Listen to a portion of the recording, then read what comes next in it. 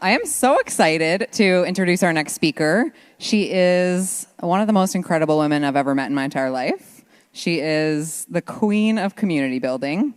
You would not believe the amount of work this woman puts in to collaborations, community, and the fruits of that have just been absolutely incredible, and I've been so blessed to benefit from them as well. She is an absolute powerhouse. I just have so many amazing things to say about her. She's also my business partner and best friend. Please welcome Kristina Bartold-Sergota. Isn't it? I love you. Okay, everyone, that was so sweet.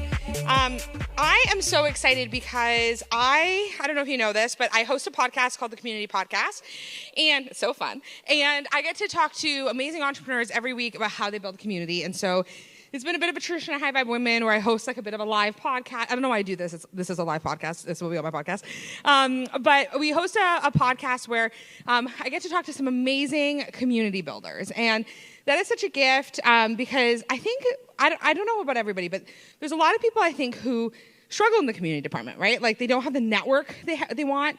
Maybe their business isn't growing as fast because they don't feel they have the connections that everyone else does. And so that is exactly what I want to bring. 3 experts who I think build community in a really beautiful way. They've built businesses based on their community. They serve their communities. For them to help us think a little bit differently about how we can show up for community. And I will say also, how are the snacks? There is not a snack in sight in the back. Like there's snacks in some of your purses. I know it. There's some granola in there. But that's a great example. Kristina was just talking about farmers markets, talking about different ways that she's grown her business, right? So it's pretty incredible when we can think about the different ways that people do it. So I'd love to invite my panel up. I was going to read their bios, but I would actually love it if they just introduced themselves because I think it's just much more powerful. But you can see their bios in the program. So I'd love to welcome up Carlyn Bushman, Marissa Teeter, and Palak Dave. Isn't it?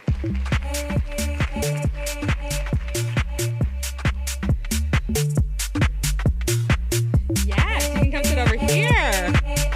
There you go. We'll get you sit over there. Hi. Amazing.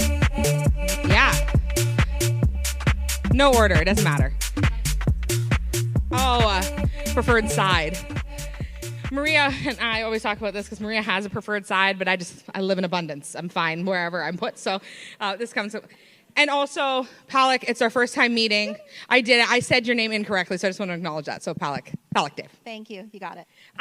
So I am so excited to chat about community with these powerhouses, and why this is really important as a topic is, again, like we scaled our business pretty quickly, but community was like the base of it. Like we really like focused on community, and I love to build community, but I do it in a very particular way, and I know not everyone does it my way or loves to do it my way or whatever, and that's why I actually I'm so selfish with my podcast, and for those of you, we're going to learn more about podcasting with Joanne tomorrow.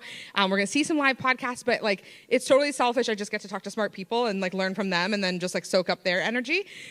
So what I'm going to get each of these panelists to do, and we'll start with Marissa, is just introduce themselves and how they like to support people. So they each have a very different kind of niche in the way that they support folks. And so I'd love for you to get started. Awesome. Sure. Thanks for having me. Hi, everyone. I shaved my legs for this, so Ooh. I did. Wow. Kind of a big deal. I know. Thank you so so feel much. free to take some close-ups. See, I did. I was like, well, I'm going to show half my legs. So I But also, ladies, if you're on stage at any point and you don't shave your legs, don't have that's to. fine. Yeah.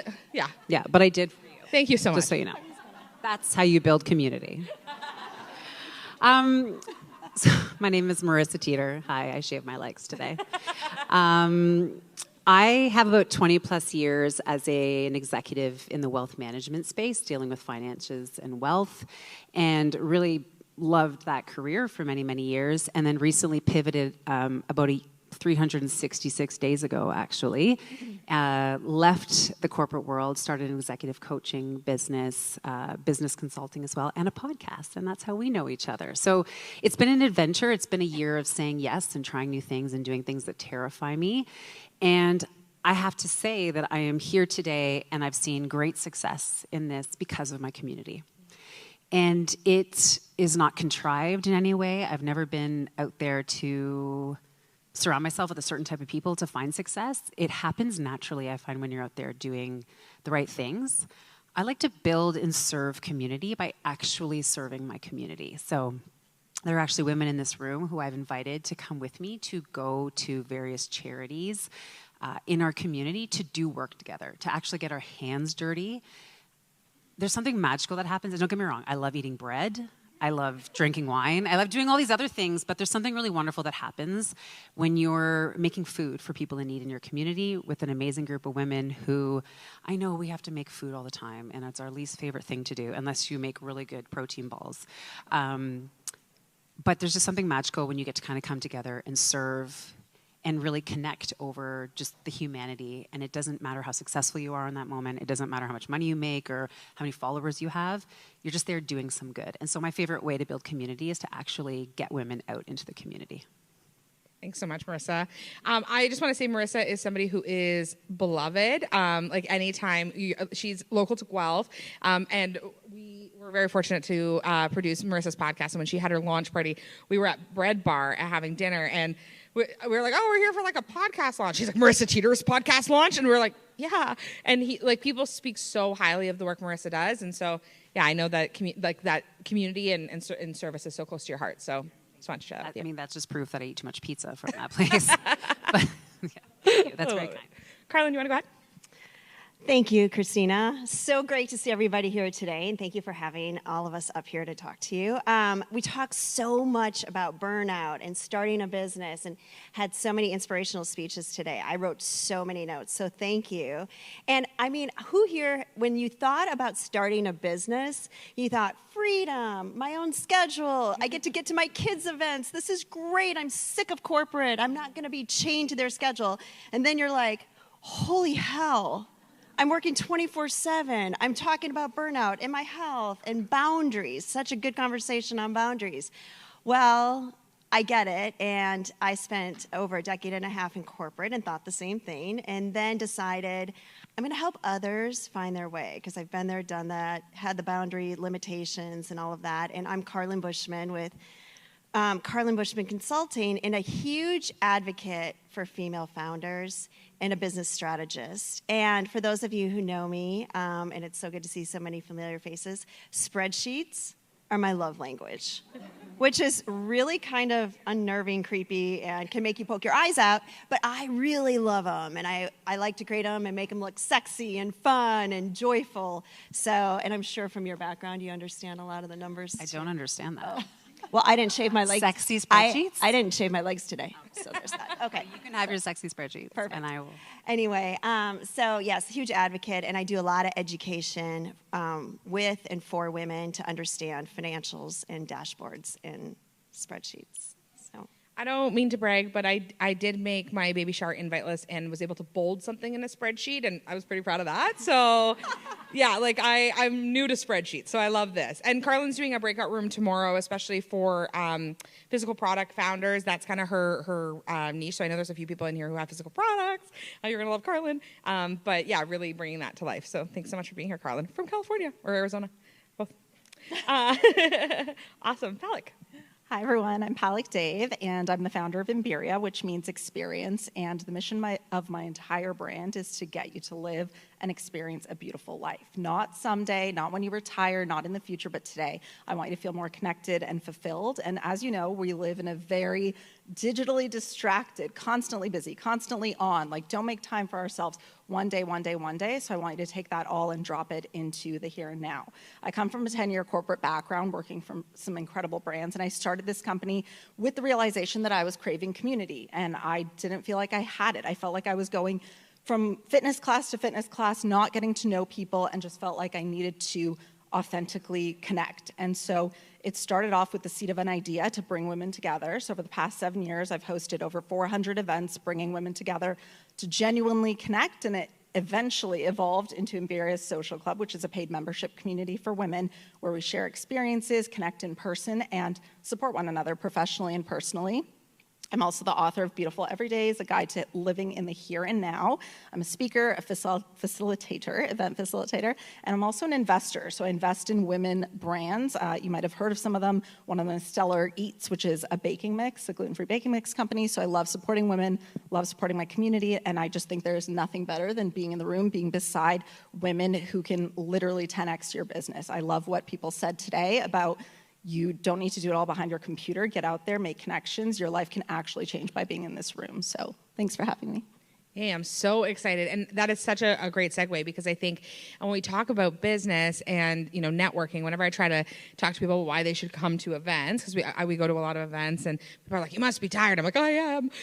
But at the same time, like, I have seen conversations and been part of conversations where you sit next to someone and they solve a huge problem for you. Or I had someone reach out to me recently for investment, and I was like, oh, not really my season for investment, but I actually know someone who might invest. I'll intro you. And she gave that person $100K, right? That's like, I love $100K. I was like, wait, what about me?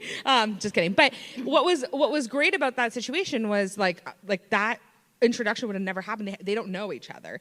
And now that's a life-changing opportunity, an income-changing opportunity that could, I know that this brand's going to do really well. It's going to be very successful. So I'm sure she's going to get her investment back, but also the connection, whatever's possible kind of between them. And that was from this woman kind of cold pitching me and me being like, I actually know someone who loves to invest. So that there's a lot of opportunity there.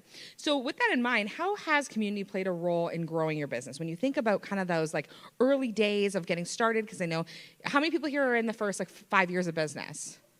Yeah, me too. So how would you say that community has played a role in growing your business? And maybe we'll start with Carlyn. Oh, great question. And first of all, find your community, like this. This is exactly where you're meant to be. We sat at our table today and we're like, it's so interesting, everything we shared at our table during Imball's exercise. Interesting how serendipitous it was that we were actually together and we were already sharing resources, and that was a great exercise for us to be able to do, right? You have to be authentic. You have to give. It is so important to give. You have to plant those seeds. I usually use the analogy, Kristina, that, I have a garden in Arizona where I'm primarily based, and I go out and I plant seeds. I'm like, okay, I'm going to plant these seeds, and I'm going to plant my tomato seeds, okay? And I go out the next day, I'm like, are you serious? I don't have any tomatoes yet? How in the hell am I going to make my pasta salad? Everyone or my can pasta swear. sauce? You guys can swear. How am I going to make pasta sauce tonight for dinner? What? No. It's a long game. You have to plant the seeds, give, and feel authentic and in your space of giving that knowledge. Don't gatekeep. We talked a lot about gatekeeping today, and you don't need to gatekeep the information. So I think, number one, plant the seeds and be present for those in your community, and it really does make a difference. Yeah, I love that. Stacey actually talks about this all the time. We talk about how sometimes you plant seeds and then, 5 years later, you're like, oh my gosh, where did this bush come from, right? Where you're like, I don't know who's planting for bushes. I don't know anything about gardening. I just went rogue there, but cut me off. But really, it's amazing how I even still, I did a mastermind 3 years ago, and the other day I got a referral from it. And I was like, oh, I forgot that you existed. Crazy, right? But it's a great opportunity for us to stay connected. And yeah, you've planted some amazing seeds, so that's great. Palak, what about you? Yeah, I totally agree with everything you said in terms of value. It's about what you can offer somebody else. So I'll give you an example. When I first started my company, I wanted to run an event. I knew what to do with partnerships because I was in a marketing position in my corporate career. But I knew that when I reach out to people, it's all about what I can offer them, not what they can give to me. So I didn't have a brand. I had no social media following. I had no website, but I was like, I can actually offer you real women that will go ahead and talk about your products, so will want to be interested. It's not about just the metrics and showing them a pitch deck. I've probably secured over 300 partnerships in my life, and I have never done a pitch deck. So it is absolutely about the value that you can bring to somebody else. And as you said, it carries forward throughout the years. A lot of the members that came to my community were women that have come to my events over 7 years, and then I eventually turned that into a paid community. As Kristina said before, events don't always make money. I was doing so many of them just giving and giving, wanting women to connect authentically, and now I've built this loyal community who will essentially buy whatever I'm selling because of the fact that they know that I'm authentic, and I've created that relationship in community with them over all these years. Yeah, I love that. Marissa, what about you? I 100% agree that you need to give, but I suspect the one thing women are good at is giving. We need to learn to ask. And I think and I'm not going to belabor the point because I 100% agree with both of what you're saying, because I think we build up that personal brand equity over time as people. So even though people might know you as the person who was a teacher once upon a time or had a corporate role once upon a time, you develop a certain level of brand equity in yourself as a person that, yeah, they will follow you wherever you go if they like you. You know, if you generally create a following of friends and people who buy into you, if you pivot and go do something that's maybe completely, in left field, let's say, they're like, well, I like her and I trust her. I'm going to buy into her. And generally they will follow you. But on the flip side of that, I think as women, and I say this all the time, there's no trophy for going it alone. And I think we're bad at asking sometimes, right? I think sometimes we think that there's this big trophy coming at the end if we don't ask for help. Like, it's just more impressive if we build this business by ourselves. And I love what you said, because I'm always telling people, build a village, build a personal board of directors, find people in your life that you can ask things of. But the caveat is you have to be willing to do those things for them. Mm-hmm. And they have to know that you would be willing to do those things and understand what an honor it is when you bring people into the fold. So you are all remarkable women doing amazing things. If you ask someone to help you, which these people know you don't ask for help often, it is such a compliment to that person that you trust them enough to help you. So bring someone into your fold by trusting, creating that trust exchange that they can support you, and then knowing that you will turn around and do the same thing for them. So I think it's a little bit of, yes, giving, planting the seeds, but also leveraging these wonderful relationships for good and asking for help from these people. No, I love that. This is something we talk about a lot in business, is this idea of like going first, right? Like often I think when we are looking for something in business, or we're like, I'm going to hire this person to do this for me. I'm going to hire this mentor to teach me this. But when you're doing business like in community and you're actually like, you have an amazing network, like there's so few questions I've had in the last 4 years that I couldn't find someone to answer for me by a quick voice note or a quick question. But also, I think often I'm the first person to answer the question. Like if someone comes to me, like, Jordan, I'll use you as an example. Jordan's going to come speak later. But she has a community that she was coaching, and she wanted them they're aspiring speakers, and they wanted to know, like, what did people look for when they're choosing speaking applications? And Jordan was like, hey, like, I'll would you be willing to do this for an hour? I'm happy to give you a spa gift card. And I was like, I don't want the spa gift card. I'm so happy to talk about this because I'm passionate about the topic and I really want to serve these women. And like, you've served me in so many ways too, right? And so that's like the beauty of that, is that, it doesn't always have to be, I think, and maybe there's some disagreement. So this can be a debate. I'm into it. About this topic, but I'm like very sensitive otherwise, guys. So like, yeah. But I would say, like, I think there is also a world where, like, it's also okay to give without any expectation. So you're building that capital for when the time comes of like, okay, and without the intention of like, oh, like I gave Melanie 5 pieces of advice. Like I'm waiting for that. But you're ready for when you ask. People are like, I've been amazed when I make an ask how many people have like jumped over backwards to help me. And I'm like, oh, and I'm not the last person to make the ask, right? And so I'm curious, and this is off script, which is why I don't like to go questions, because I go rogue. But curious for you, ladies, and when you listen to this and you're like, okay, like the ask is so important. If people are scared of making the ask, like what would you encourage them to do, or how can they get themselves there? I'd like to just touch on that real quick, Kristina, because I love what you've said. We all have like coffee chats, right? How many of us, raise your hand if on your website you have a coffee chat option. Coffee chat, discovery call, get to know me, right? So you spend time, and sometimes you think, oh my gosh, my eyes are bleeding. I have another coffee chat, like I don't know about this, right? And you don't always know. The best thing I think is always ask the question, how can I support you? Yeah. Just be the leader in asking that question. And and like when somebody asks me that question on a coffee chat, I'm like, aw, that was so nice. I don't know. Let me think about that, right? Like it's a LinkedIn review, a Google review, something even super simple. So I think one thing that we do, and then one thing we do in our community is we have a section called Needs and Leads. Mm-hmm. And we just put it out there, part of our mastermind or my community, my inner circle community, Needs and Leads. And that way it's very out in front and you don't feel bad, like it's just part of the cadence of the call. Needs and Leads, anyone? And that makes it easy. Love that. I'm going to add to that. I love what you said. I actually have the same thing, like helping hands within the community, a section that you can just ask for help. But I do think it's an interesting point that you bring up, because it's a fine balance for women between what you said in terms of giving and then knowing your worth. And I say that because I've done endless amounts of coffee chats, like hundreds of them, just to meet women, and I love it. And so many things can come out of it, other things that you don't even know. Like you'll realize it 5 years down the road, but at some point you also have to know that there might be people out there charging for the same thing that you're offering for free. And so this is a whole other conversation in regards to money and knowing your worth. But I mean, I've had conversations with friends that charge $5,000 an hour to do things that I've done for free, and they're like multi-seven figures in their business. So it really depends on you being authentic to yourself, feeling aligned with what you're trying to create, and knowing your boundaries on where you're willing to give and feel like you're not giving too much where you can't actually build your business in a way that feels good. Oh, you hit, yeah. It's so hard to balance building community, doing all the right things for all the right reasons, and then figuring out what you should be monetizing. Because sometimes your gift is building community and the value that comes from the community that you're able to build. I mean, all of you, ultimately, if you're business owners or considering being business owners or figuring out your next move, you have some sort of community that you've built and that you're fostering and that you're nurturing in such a big way. Your value in a lot of ways is your ability to build community, whatever that looks like to you.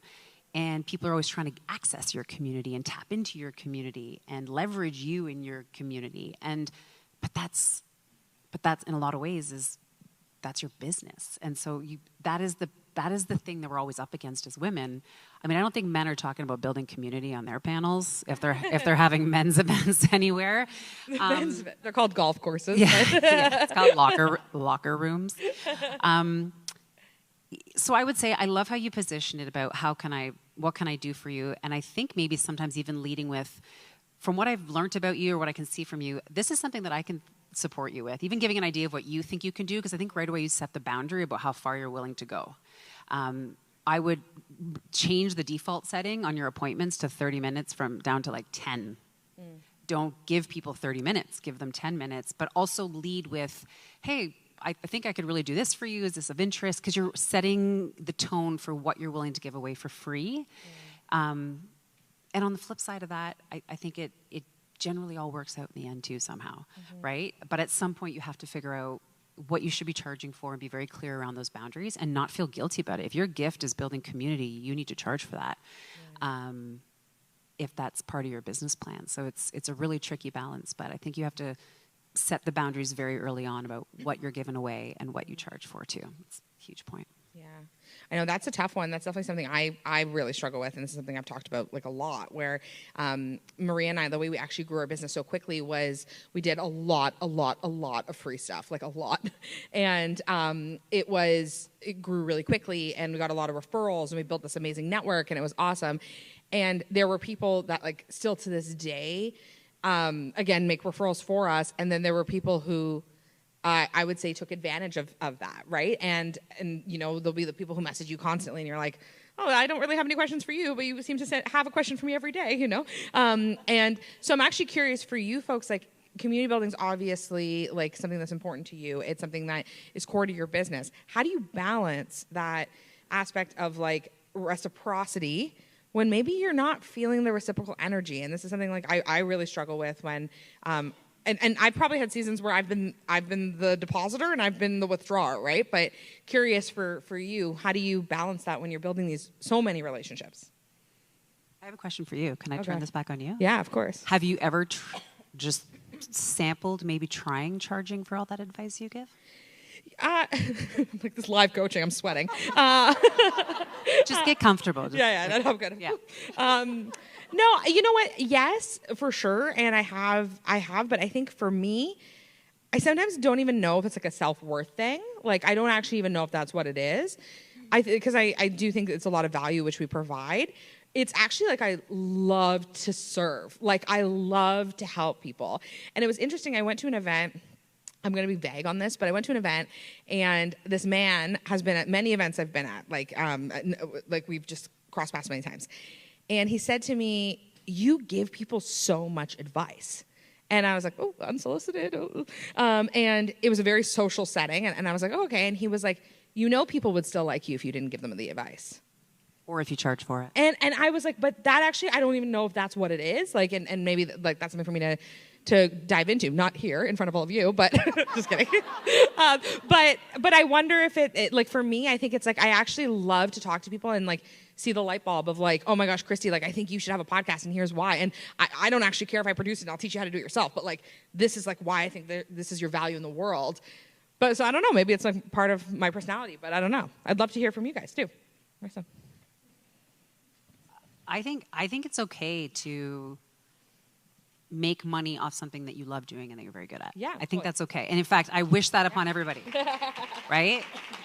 I just think sometimes we give our easy gifts away for free because we're like, well, I love doing this anyways. Yes. But there are people who love doing this anyways who are making lots of money doing it. Yeah. Or people who hate doing it, who have found a way to be good at it and are making money off it. Because just because it's your gift and it comes easy to you, I suspect you've still worked at it your whole entire life. Totally. I've been an executive coach for a year, but I bring a lot of years of experience with me where I didn't officially have that title. So you're paying for all those years too when I work with you, right? So I think it's 100% okay to charge for those things. Now, if you are doing things that serve something else in your business, so maybe for you, the advice and the coaching serves the other services and products and things that you guys offer, and that's your way of marketing, that's your way of building your business, that's great too. But it's also okay to charge for the thing that you're really good at, that you love doing. Yeah, love that.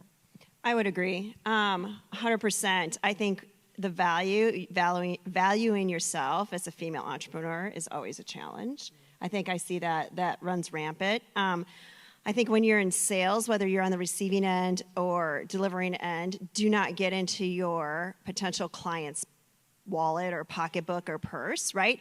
So when you're looking or talking or having a conversation with somebody and you're like, oh, I don't know, we should cut this off and I should charge them, like don't make a decision on whether you're going to give them a whole bunch more information for free or not. You just tell your fees and be very straightforward. So I think there's something there.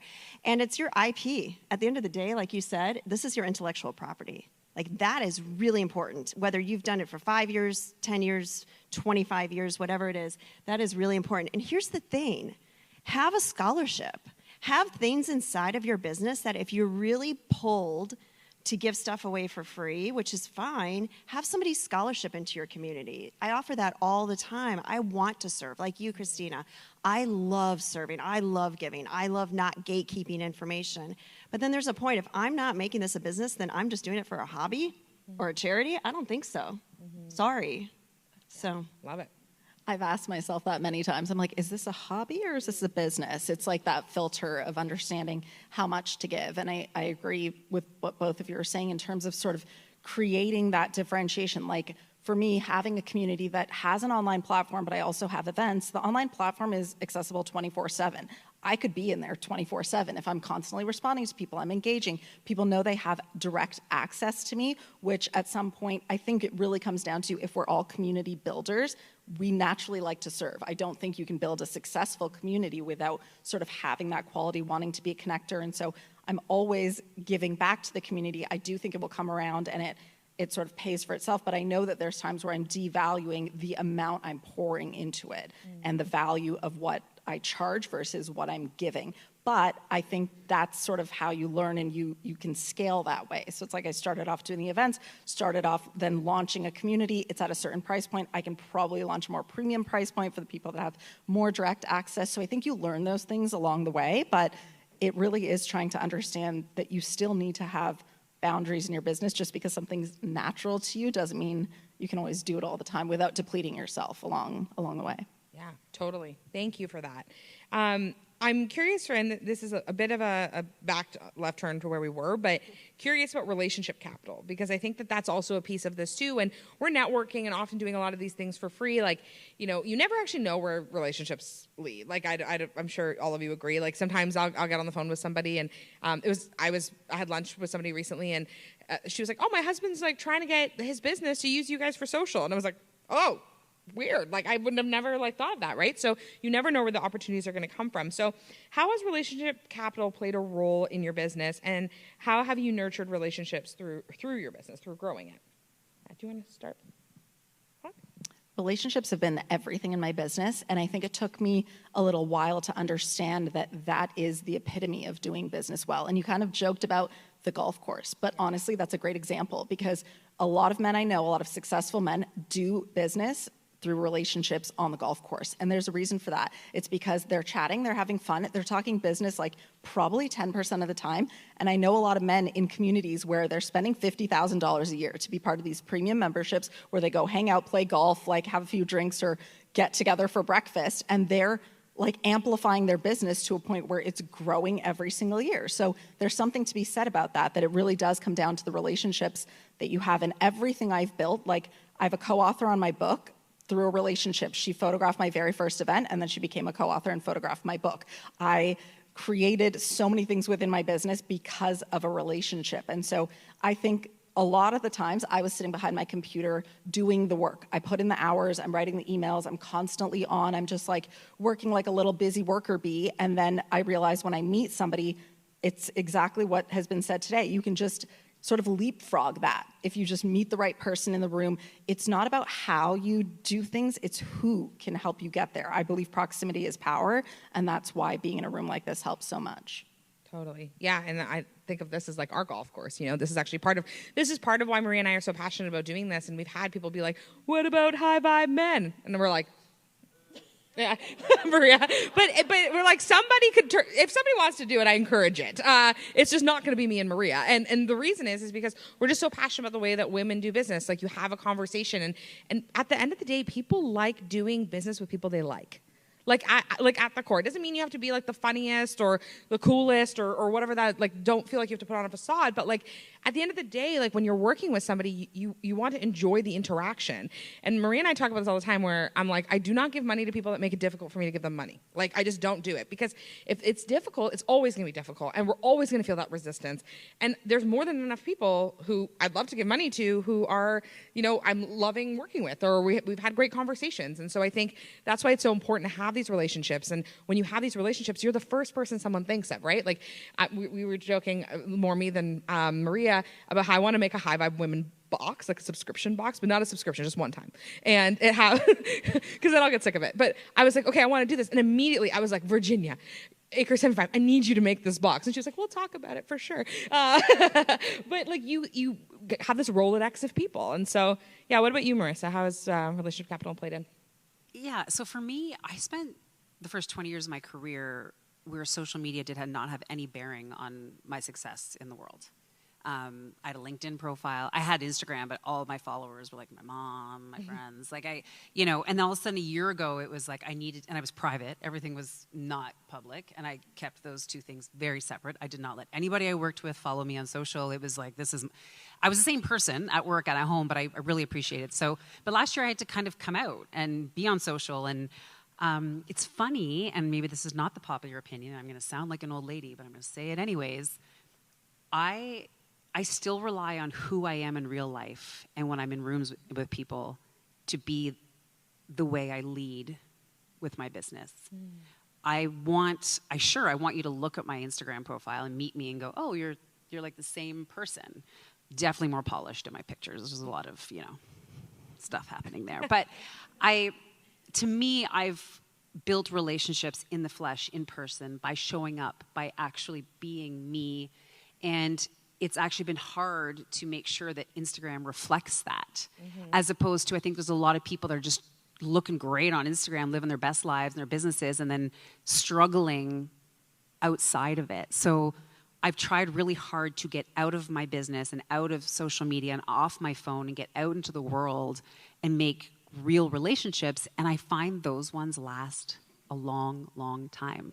When you talk about people coming out of the woodwork, my first few clients were people that have kind of just been following me or that I've known in the community, and they reached out and were like, I'm so glad you're doing this. I've been wanting you to do this for years. Or I'm like, really? And I don't remember the last time I saw them or talked to them. But I do think that at some point you got to get out of social media and get out behind your business and get out into the real world and forge real relationships and have your pod and your squad. Like, I think what you said, and Bal, was so important, because I think, I think of my squad and people, they're not all business people. Like, I don't know if all of your quad, is it the quad? Yeah. Are they all in business? Because like my best friend's a supply teacher and she has zero business advice. And quite frankly, she could not tell you what I do if her life depended on it. But she's the person who is my biggest cheerleader. She is the person who I'm absolutely myself around. I don't have to apologize for the way I look when I'm sorry, I just, what I'm wearing. I'm just 100% comfortable in my skin with her. And I have many other people around me that in real life, we have these super authentic things. And those relationships pay dividends for a lifetime if you can forge. Now, I think you can still do it through social, 100%. I think you can build really strong communities. But don't forget about what happens outside of that, because that fuels you in a totally different way outside of what's happening inside your business, because you're still a whole person outside of that. Thanks so much for listening to Community with me, Kristina Bartold, and I'm just so excited to continue the conversations. If you're looking to grow your community and learn more about social, join us at thesocialbusinessclub.ca and use the code podcast to get your first month for $1. Share this episode with your friends and on social, or leave a review. It means the world.